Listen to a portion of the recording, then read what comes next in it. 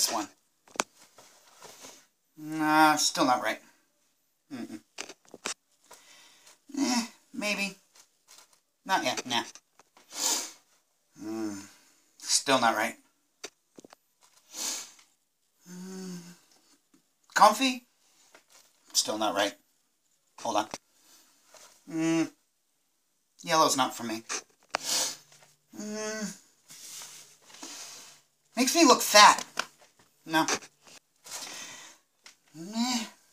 Maybe.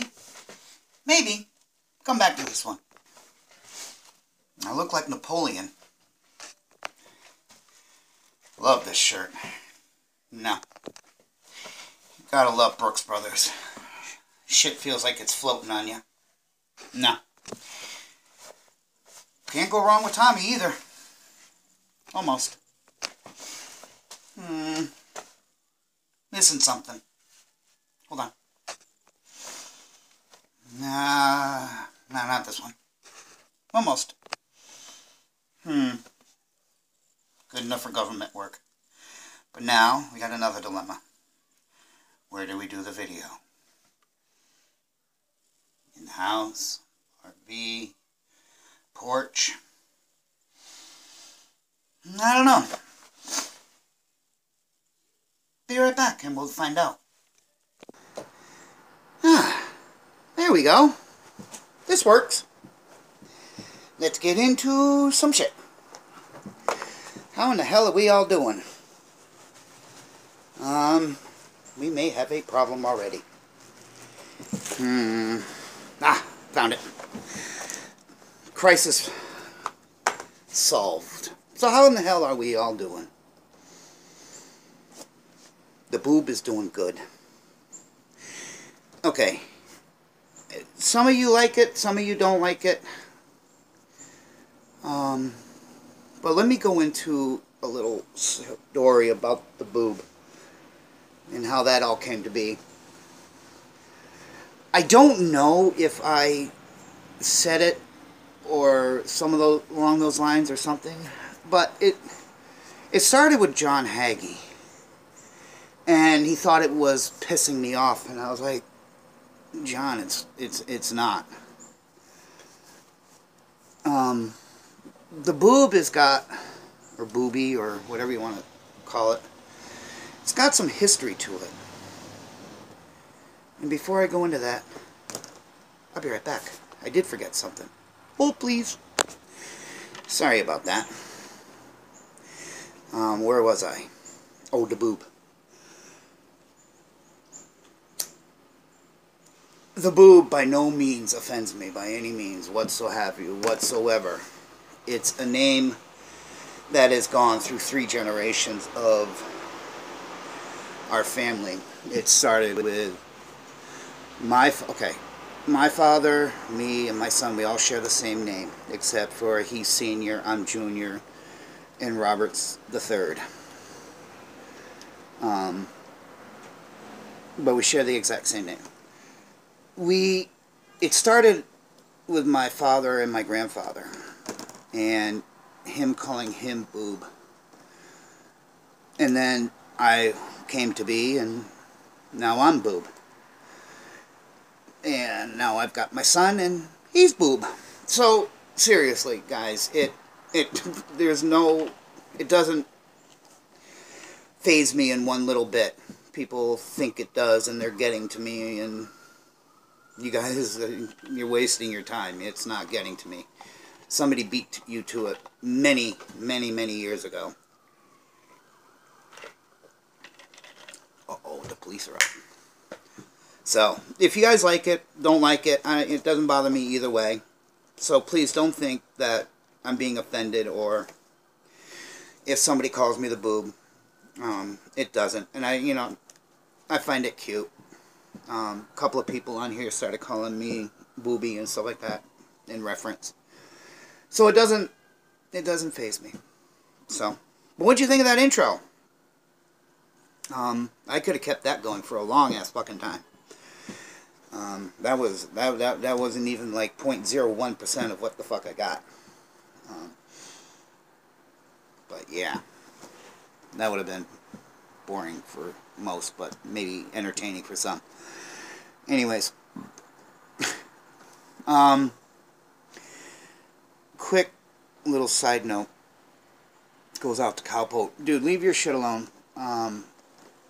Do you, be you, do what you do. Don't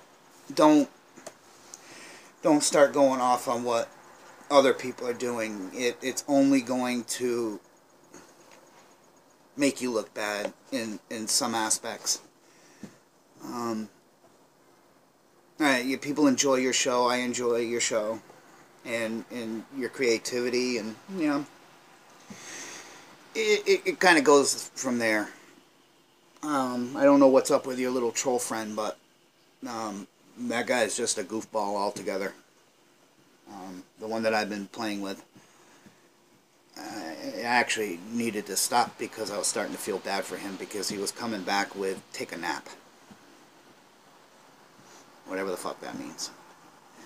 Or trim my nose hair, I'll sleep better.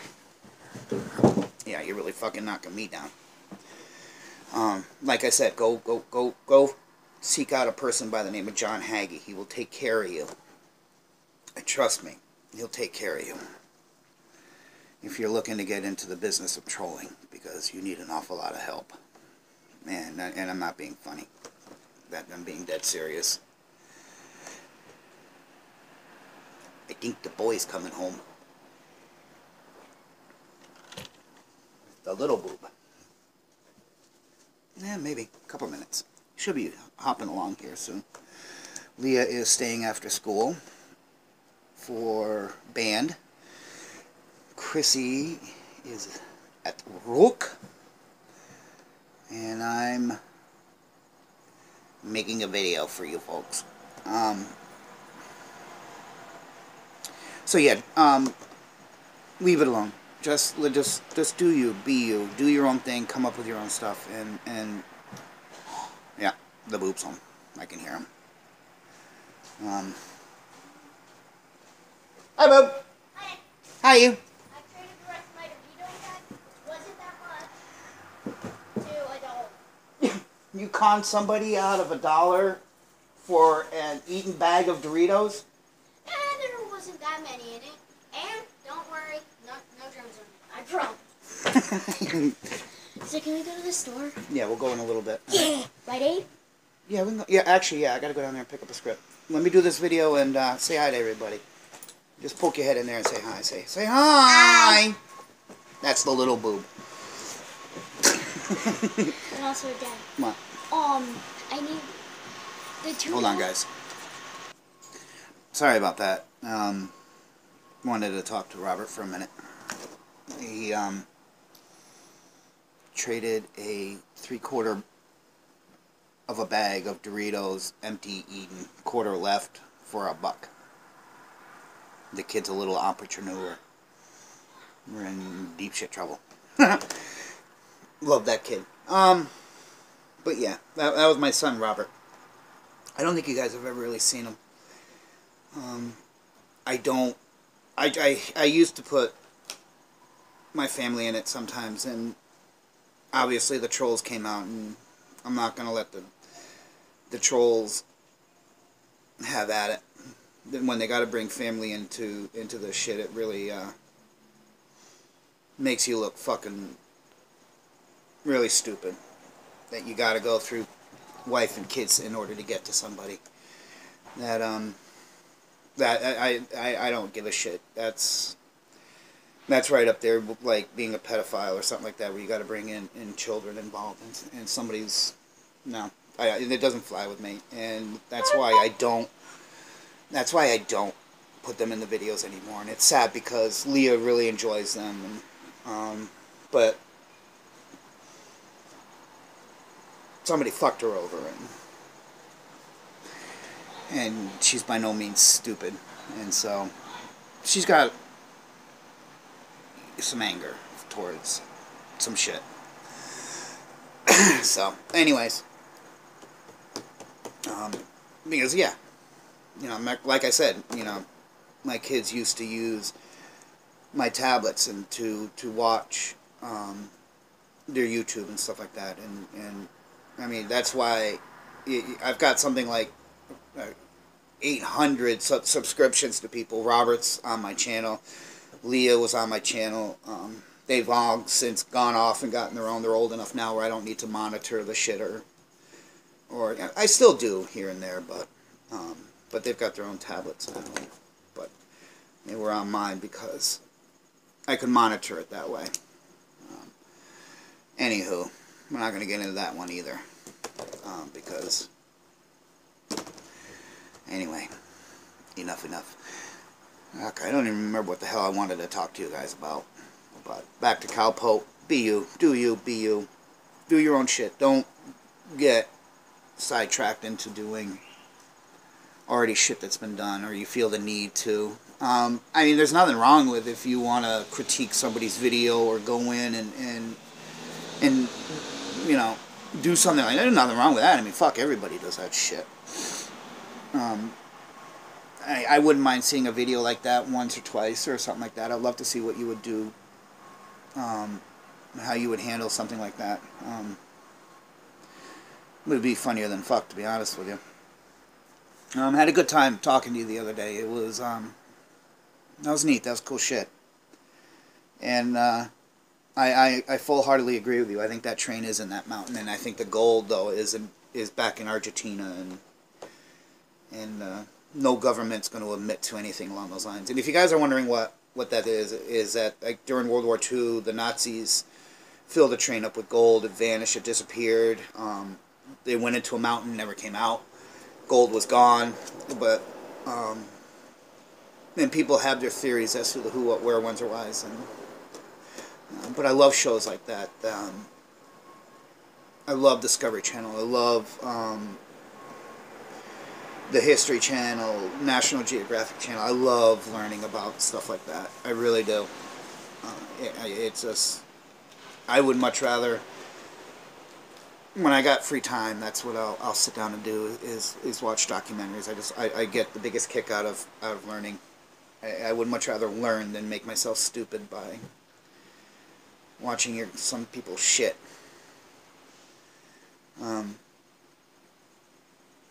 I was thinking, the last time I was talking to you guys, I did a video about ghosts. And I had another story for you. And don't worry, I've got more. And I know Brett does too, and hopefully we can get together maybe this week or this weekend or something like that and get that video done. But, fuck, I don't remember how long ago it was, but I was working for a restaurant in Simsbury, Connecticut called Chart House. They're still around. I think there's one in Boston. I think there's one in Rhode Island. They take houses and buildings that are old and things like that, and they re-renovate them into restaurants. They took a house and like the Chart House that I was working for, it used to be known as the Pettibone Tavern, and it was a bar upstairs of a house. What it was prior to that, I don't know. I think it was just, it laid vacant for a number of years. But it was owned by this couple. Oh my God, I can't think of it. But Abigail, I don't remember her name. I remember the little girl's name was Abigail, but I don't remember their names. Ghost Hunters did a story about this, and you can Google it. It's if you look up Pettibone Tavern or Chart House and just Google it, it'll pop up. It's in Simsbury, Connecticut.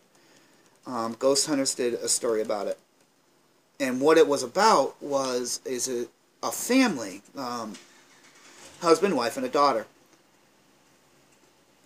and supposedly the story goes is he was away out at sea whaling and had returned home to come home to his wife in bed with another woman.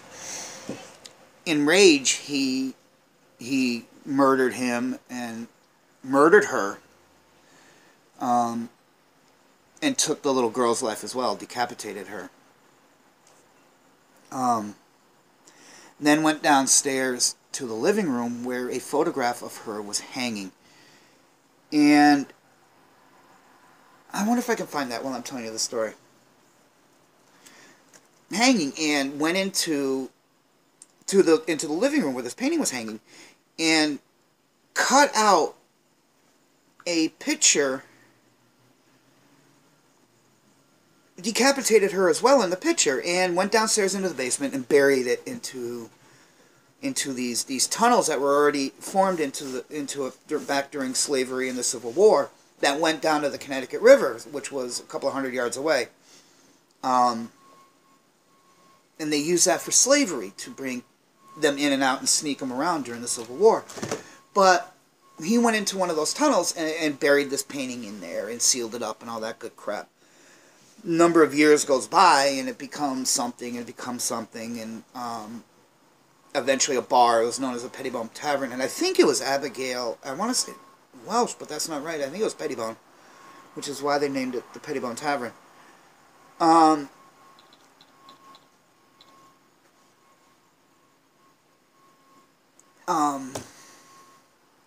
Hold on one second. I'm getting sidetracked. I want to look this up, but I also want to tell you this story. So hold on one second. This is interesting. I Googled it. It's Simsbury, Connecticut, but I guess it's now known as the Pettibone Tavern, quote unquote, Abigail's Grill and Wine Bar in Simsbury, Haunted, Connecticut. But that's the restaurant. It was a beautiful old house. But when they came in and renovated the place, they were downstairs in the basement, and, and they discovered all of these tunnels and things like that, and eventually found the photo of her, and proceeded on putting it back together and rehanging it when it became Chart House. And I'm still kind of looking for this. But, I mean, it was a gorgeous restaurant. I mean, it really was. I mean, they didn't do anything to it. They just, emptied the rooms out and stuck tables in. You had the library, the living room, that type of stuff. And it was an open kitchen where you got to see who you were cooking for. And right up the road was the Olympic oh, shit, here it is. But here's the photo. That's hanging, or used to hang in there. I don't know if you can see it or not, but around the neck, you can see where he cut it out. And they kind of pasted, shit, that's a lousy photo of it, and put it back together. But where I'm going with this whole thing is, at the end of the night, we used to go upstairs to the bar and chill out and talk about our evening and stuff like that. And I was there for a number of years, and this is the bar that I'm referring to. It looks like the people that took it over now didn't do much to it since it was Chart House.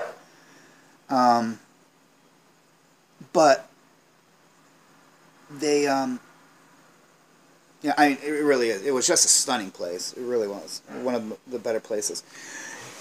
It was just down the road from the Olympic Training Center for the figure skaters, and at that time I was cooking for people like Mark Hamill and Oksana Bayul, and as a matter of fact, I got some of their shit that they've given me throughout the years. They used to come in and talk to us, and Bub, what you got for specials tonight, Bub? I'm in the mood for scallops. I'd come up with something for them. I use, I did this orange basil salmon for Mark Hamill that he conned me out of the recipe, and I don't give up my recipes, but I gave it to him. But they used to come in and they talked to you. And it was a neat place. Hartford, Connecticut being the insurance capital of the world.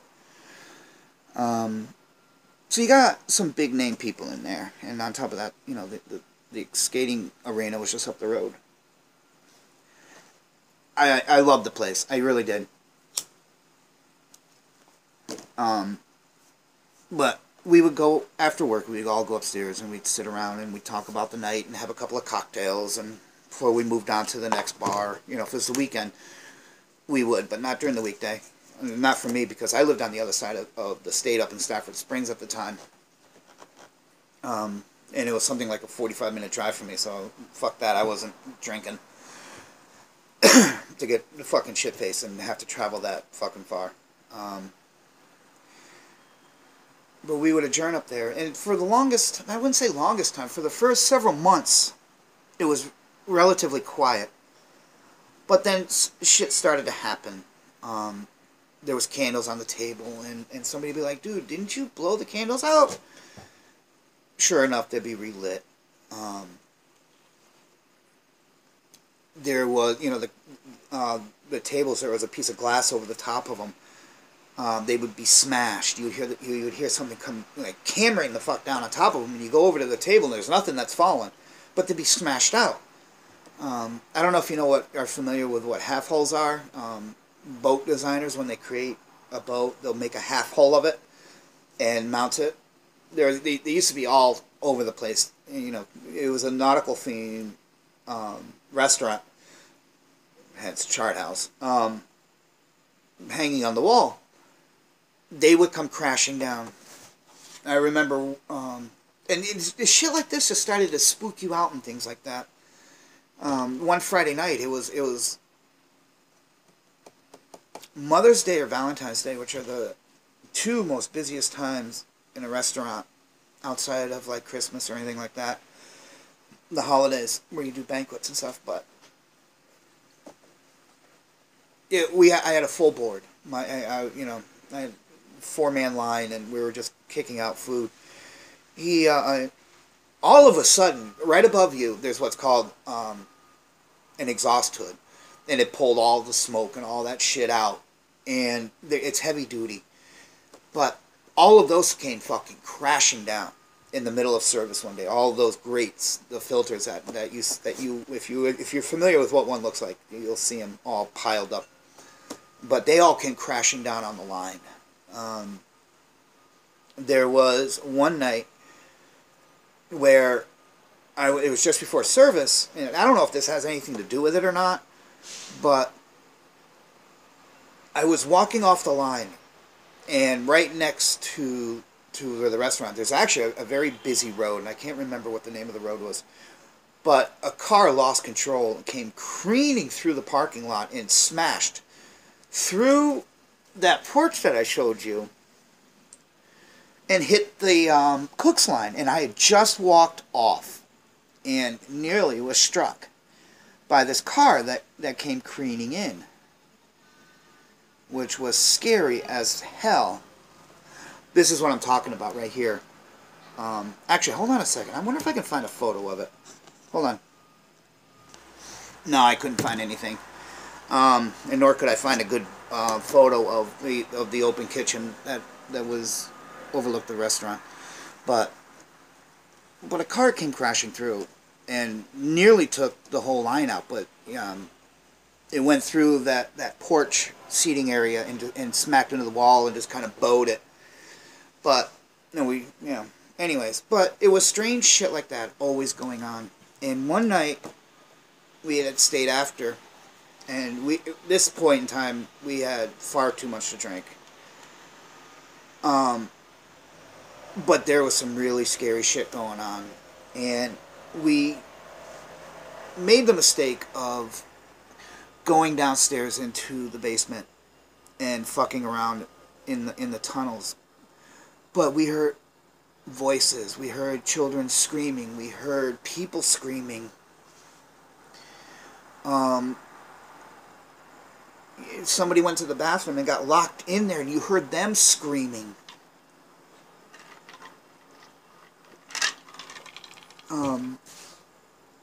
There was a massive painting on the wall that came crashing down and nearly hit somebody.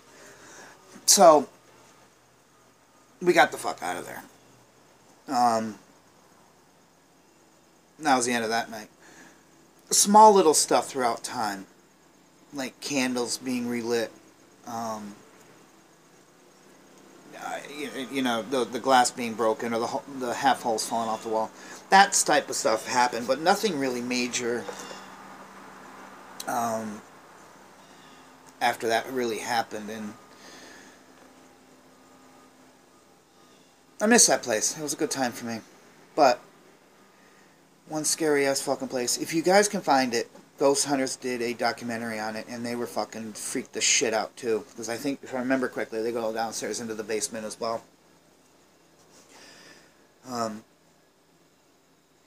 But yeah, that was one of my most interesting chess positions that I had, and never a dull moment with that one. And God, that was the best time of my life. I had a great group of people that I met there and all that. Really was a good time. Ended up leaving there. It was Thanksgiving. I don't remember what year it was. And I don't know if you can see them, but I got scars kind of all over my face, and it was Thanksgiving, and I worked 17 hours that day.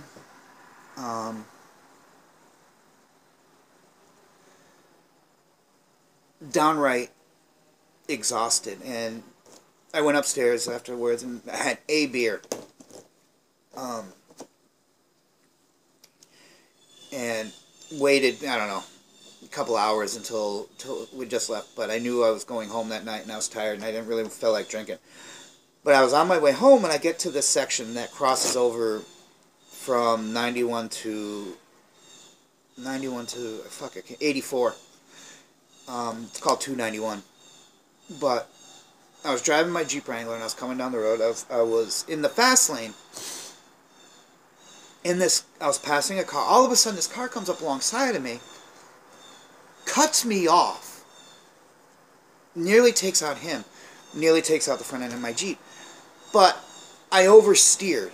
I overcompensated to move to miss him. I spun the Jeeper out. It barreled into the Jersey barrier and flipped down the highway. Now, this is the part of the story where I go into, I had an out-of-body experience, and I watched my Jeep roll down the highway, and I remember clear as day, everything so slow motion, just crashing behind me, braking. But watching my Jeep roll down the highway, but my face went into the steering wheel, into the dash, and launched me. That was a mess. That was the beginning of why I moved to Vermont in the first place. My father was already living up here, and I was living in a house down in Stafford Springs, and I was in no condition to be by myself and needed help. So after I got out of the hospital and was recuperating a little bit, and I just needed to get out and get some help, physically, to get help because of the accident. My face was all torn up, and broke collarbones and things like that. But yeah, that was my out-of-body experience. I remember clear as fucking day. About 20 feet up, looking down at my Jeep, roll down that fucking highway. And I remember it clear as day. I remember the first crash of the window breaking behind me, and then watching it roll down. And then somewhere along the lines, I woke up, and I was hunched over the steering wheel, my face kind of into it, and a guy going, "Oh my God, he's dead." They called out Lifestar, which is a helicopter. You could see the fucking hospital. It's just across the river. They shut down the whole fucking highway. Lifestarred me out and charged me 15 grand for that fucking helicopter ride. Fuck me. Anywho, I kept you folks long enough. Wanted to pop in and say hello. Hope all is well, and I'll see you in the next. Calpo, leave your shit alone. I'm gonna go with my son. I guess we're gonna go shopping, and Leah should be bopping in any minute, but I won't keep you for that. Until the next, deuces, my friend. Peace, be love, be kind, all that good shit. And Jeff, do something about your stalker. That shit is fucking creepy as hell. Yeah. not playing with that dude. He's creepy as shit. Deuces.